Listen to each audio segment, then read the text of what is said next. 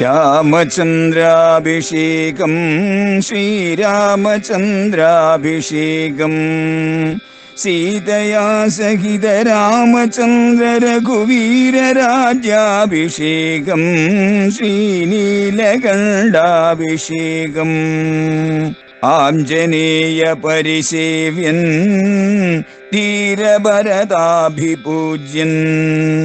വീരലക്ഷ്മണ കുമാര Shatrughna സോദരാർച്ചിത പദാബ്ജൻ Sree Neelakanta ഹൃദയേശൻ രാമചന്ദ്രാഭിഷേകം ശ്രീരാമചന്ദ്രാഭിഷേകം അശ്വിനോരിവ സൗഭ്രാത്രം thio ലോകേഷു വിശ്രുതം. അവർ തമ്മിലുള്ളതായ ആ സാഹോദര്യ ബന്ധം അശ്വിനി ദേവന്മാർ തമ്മിലുള്ള സാഹോദര്യ ബന്ധം പോലെ തന്നെയാണ്. അശ്വിനി ദേവന്മാർ ദേവന്മാരുടെ വൈദ്യന്മാരാണ്, അങ്ങേരുടെ സുന്ദരന്മാരാണ്. അവർ ഇരട്ട പെറ്റവരാണ്. രണ്ടുപേരും തിരിച്ചറിയാൻ പറ്റൂല. അങ്ങനെയാണ് അവർ രണ്ടുപേരും. അവർ തമ്മിലുള്ളതായ സൗഭ്രാത്രം ലോകം മുഴുവൻ പ്രസിദ്ധമാണ്. അതേപോലെയാണ് യഥാർത്ഥത്തിൽ ഇരട്ട പെറ്റതല്ലെങ്കിലും ഇരട്ട പെറ്റതുപോലെയാണ് രാമനും ലക്ഷ്മണനും. അത്ര കണ്ട് സുദൃഢമായ സ്നേഹബന്ധമാണ് അവർക്ക് തമ്മിലുള്ളത്. ഇത് ഈ ലോകത്ത് എല്ലാവർക്കും അറിയാം. ലോകേഷു, എല്ലാ ലോകങ്ങളിലുള്ളവർക്കും, ഭൂലോകത്തിൽ ഉള്ളവർക്ക് മാത്രമല്ല, പിന്നെയോ പൂർലോക സ്വർലോക മഹർലോകാദികളിലുള്ളവർക്കും അതേപോലെ അതല വിതലാദി പാതാള പര്യന്തമുള്ള തലങ്ങളിലുള്ളവർക്കും നന്നായി അറിയുന്ന കാര്യമാണിത്. അതുകൊണ്ട് തസ്മന്ന ലക്ഷ്മണേ രാമ പാപം കിഞ്ചിത് കരിഷ്യതി. അതിനാല് രാമൻ ഒരിക്കലും ലക്ഷ്മണന്റെ നേരെ ക്രൂരത ഒന്നും ചെയ്യില്ല. എല്ലാ പ്രകാരത്തിലും ലക്ഷ്മണനെ സംരക്ഷിക്കും. അതുകൊണ്ട് അല്ലയോ കൈകേയി, നീ വളരെയേറെ ശ്രദ്ധിക്കണം. രാമന് കിരീടം വെക്കാൻ ഇനി അല്പസമയം മാത്രമേ ഉള്ളൂ. അതിനിടയ്ക്ക് ഇതിനെ നീ തടയണം. തടഞ്ഞില്ല എന്നുണ്ടെങ്കിൽ എല്ലാം കൈവിട്ടു പോകും. എന്റെ അഭിപ്രായം ഇതാണ്. ഏതദ്ധി രോചതേ മഹ്യം വൃശം ചാവി ഹിതം തവ. ഞാനീ പറയുന്നതാണ് എനിക്ക് ഏറ്റവും ശരിയായിട്ട് തോന്നുന്നത്. നീ പറയുന്നതൊന്നും യുക്തമായിട്ട് എനിക്ക് തോന്നുന്നില്ല. യഥാർത്ഥത്തിൽ ഞാൻ പറയുന്നതാണ് നിനക്ക് ഭാവിയിൽ ശ്രേയസ്സുണ്ടാക്കുക, ഹിതങ്കരമായിട്ടുള്ളത്. ഹിതമെന്ന് പറഞ്ഞാൽ ഭാവിയിൽ ശ്രേയസ്സുണ്ടാക്കുന്ന. ഇപ്പോൾ ശകലം ബുദ്ധിമുട്ടായിരിക്കാം, പക്ഷെ ഭാവിയിൽ അത് ശ്രേയസ്കരമായി തീരും. അങ്ങനെ നിനക്ക് ഹിതത്തെ ഉണ്ടാക്കുന്നത് ഞാനീ പറയുന്ന കാര്യമാണ്. രാമനെ കാനനത്തിലേക്ക് അയക്കുക എന്നൊക്കെ ഞാൻ പറയുമ്പോഴേക്കും നിനക്ക് ഒരുപക്ഷെ അത് അല്പം ബുദ്ധിമുട്ട് എന്ന് തോന്നിയെന്ന് വരാം. കാര്യമില്ല, ഇതാണ് നിനക്ക് ഹിതം. ഏവം തേ ജ്ഞാതിപക്ഷസ്യ ശ്രേയശ്ചൈവ ഭവിഷ്യതി.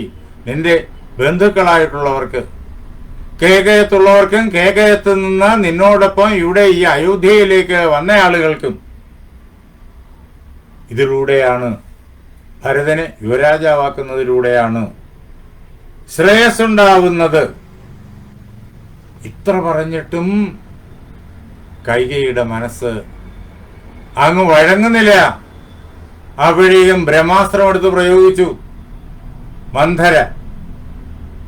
ആ ബ്രഹ്മാസ്ത്രം പ്രയോഗിക്കുമ്പോഴേക്കും ഇതുവരെ പറഞ്ഞ ആ കാര്യങ്ങളെല്ലാം അതിന് സാധകമായി തീരും. ഇതുവരെ പ്രയോഗിച്ച അസ്ത്രങ്ങൾ ഫലം കണ്ടില്ലെങ്കിലും ഇനി പ്രയോഗിക്കുന്ന ബ്രഹ്മാസ്ത്രത്തിന് അതിന്റെ പ്രഭാവം കാണിക്കാൻ പറ്റിയ സാഹചര്യം കൈകേയിയുടെ മനസ്സിൽ ഉളവാക്കും. മന്ധരയ്ക്കറിയാം. മന്ധര പറഞ്ഞു, അല്ലയോ കൈകേയി, വലിയൊരു വിപത്ത് നിന്റെ മുന്നിൽ നിൽപ്പുണ്ട്. ദർപ്പാൻ നിരാകൃതാപൂർവം ത്വയാ സൗഭാഗ്യവത്തയ രാമമാത സപത്നീതേ കഥം വൈരം നയാപയേത്. നീ പണ്ട് ദശരഥന്റെ പത്നിയായിട്ട് ദശരഥൻ നിന്നെ കേകയത്തിൽ നിന്ന് വിവാഹം കഴിച്ച് ഇവിടെ കൊണ്ടുവരുമ്പോൾ നിന്നോട് ദശരഥന് വളരെയേറെ സ്നേഹമായിരുന്നു.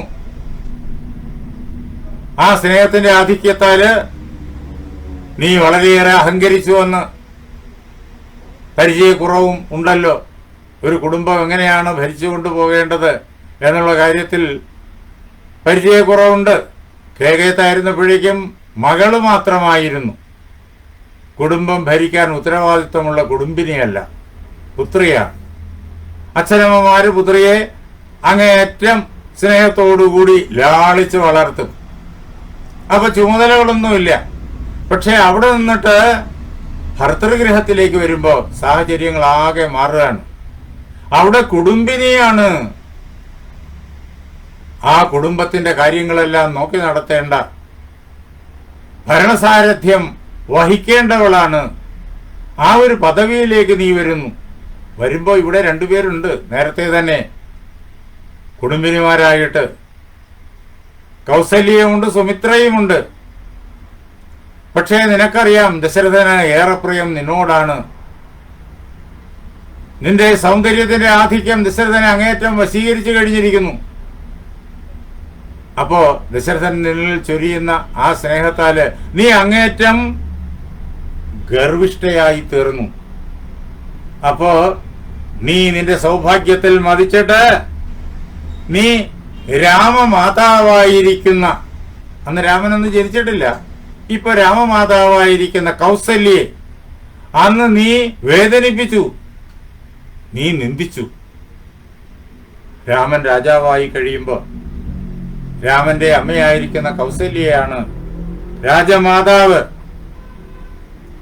അധികാരം രാജമാതാവിന്റെ കരങ്ങളിലേക്ക് വരുന്നു. ആ അവസരത്തില് കൗസല്യ ആ സന്ദർഭത്തെ വിനിയോഗിക്കില്ല നിനക്കെതിരെ എന്ന് നിനക്ക് ഉറപ്പു പറയാൻ പറ്റുമോ? നീ അന്ന് കാണിച്ചതിന് എല്ലാത്തിനും പ്രതിവിധി കൗസല്യ ഈ അവസരത്തിൽ ചെയ്യും. രാമമാത സപത്നീതേ കഥം വൈരം നയാപയേത്, കഥം വൈരം നയാപയേത്. നിന്റെ സപത്നിയാണ് കൗസല്യ. സപത്നിമാര് തമ്മിലുള്ള മാത്സര്യം അത് ലോകപ്രസിദ്ധമാണ്. അത് എത്രയോ കാവ്യങ്ങളുടെ വിഷയമായി കഴിഞ്ഞിരിക്കുന്നു. സുനീതിയുടെയും സുരുചിയുടെയും കഥ നമുക്കറിയാം. ഉത്താനപാത മഹാരാജാവിന്റെ രണ്ട് പത്നിമാര്, ധ്രുവന്റെ ചരിതം നമ്മൾ ഭാഗവതത്തിൽ വായിക്കുമ്പോഴേക്കും അവിടെ സുരുചിയും സുനീതിയും തമ്മിലുണ്ടായ ആ ഒരു പ്രശ്നം നമ്മൾ നേരിട്ട് കാണുന്നു. അത് തന്നെയാണല്ലോ അതിന്റെ കേന്ദ്രത്തിൽ ഇരിക്കുന്നതായ കാരണവും ആ സംഭവ പരമ്പരകളുടെ കാരണവും. ഇത് സ്വാഭാവികമാണ്, ഈ സപത്നിമാർ തമ്മിലുള്ളതായ മത്സര്യം. അങ്ങനെ അല്ലാതെ വരും, അതൊക്കെ വളരെ അപൂർവം. ആ രീതിയിലുള്ള സാത്വികമായ ഹൃദയമുള്ള പത്നിമാരാണെങ്കിൽ മാത്രമേ യാതൊരു വൈരവും കൂടാതെ കുടുംബത്തെ സ്വർഗമയമാക്കി ആനന്ദപൂർണമാക്കി ആ കുടുംബത്തിന്റെ വിളക്കുകളായിട്ട് ശോഭിക്കുകയുള്ളൂ. അല്ലെങ്കിൽ മാത്സര്യം തമ്മിലുണ്ടാകും. കുഞ്ചൻ നമ്പ്യാരുടെ കഥകളില് എത്രയോ സംഭവങ്ങൾ നമുക്ക് നേരിട്ട് കാണാം. ഈ ധ്രുവചരിതവും അതിനകത്ത് പറയുന്നുണ്ട്. അപ്പോൾ അതെല്ലാം വളരെ ഫലിതമയമായിട്ട് ദൈനംദിന ജീവിതത്തിൽ എമ്പാടും കാണാൻ കഴിയുന്ന രീതിയിൽ കുഞ്ചൻ നമ്പ്യാര് അവതരിപ്പിക്കുന്നുമുണ്ട്.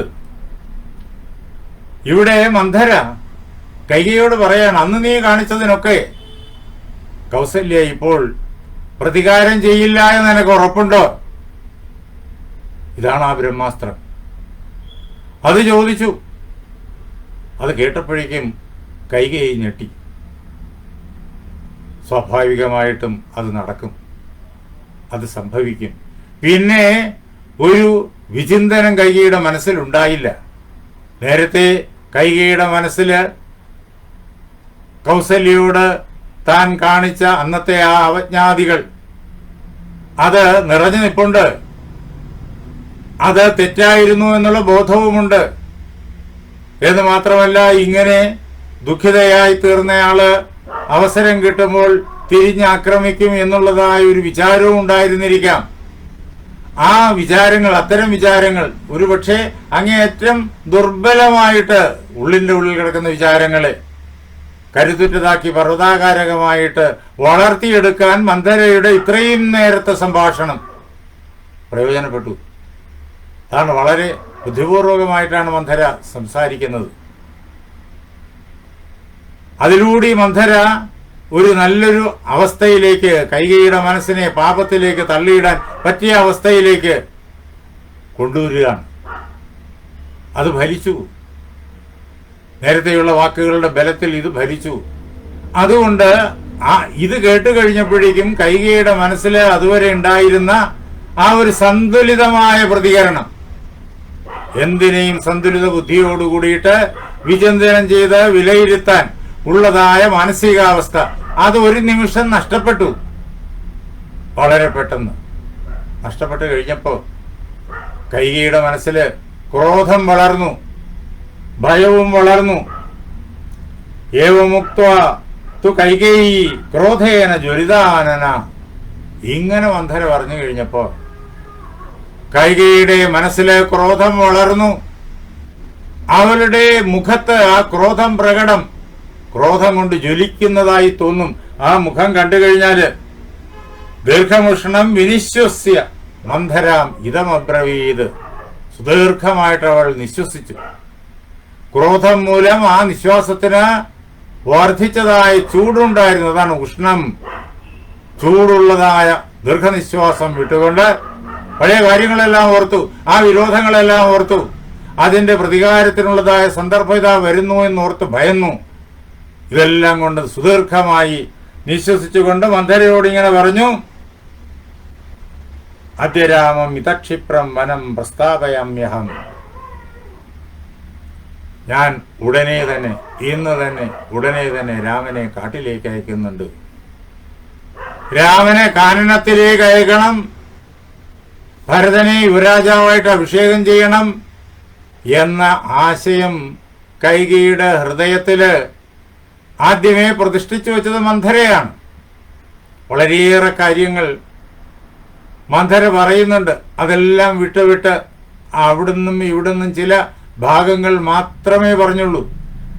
അങ്ങനെ വിട്ട കാര്യങ്ങളുടെ കൂട്ടത്തിൽ ഇതുകൂടിയുണ്ട്. അത് സുപ്രധാനം തന്നെ. അതുകൊണ്ട് രാമൻ ഇന്ന് തന്നെ വനത്തിലേക്ക് പോകണം എന്ന് മന്ധര അപ്പോൾ പറയുന്നുണ്ട്.